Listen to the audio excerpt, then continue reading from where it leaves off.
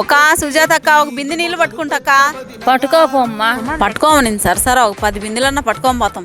బిన్నా పోసొచ్చా గబగబా ఆమె లోపల సరసరా పట్టుకొని పోతా. వచ్చి నీళ్ళని ఎత్తుకోమోతాను, నేను ఎత్తుకోమోతా, ఫ్రీనే కదా. సుజాతక్క, ఓ సుజాతక్క, ఏమ్మా ఒక్కో బిందె నీళ్ళు పట్టుకుంటాక. అంత పెద్ద ఇంట్లో నీళ్లు లేవా? ఇక్కడికి వచ్చినవా?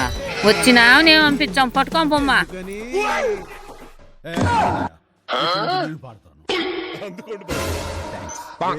పోటీలు పడి నీళ్ళని పట్టుకోమ్మా. తను గేటు వాళ్ళ వచ్చా రాక్తాలకే వచ్చి పట్టుకొని అన్నా పోతా. ఏముందే ఈడే తీమ్మా నిండి తీమా బిందె నీళ్ళు కూడా అయిపోయినాయి. నీళ్ళని పట్టుకొని పోతుంది. తక్కువేలా పట్టుకొని పోయింది.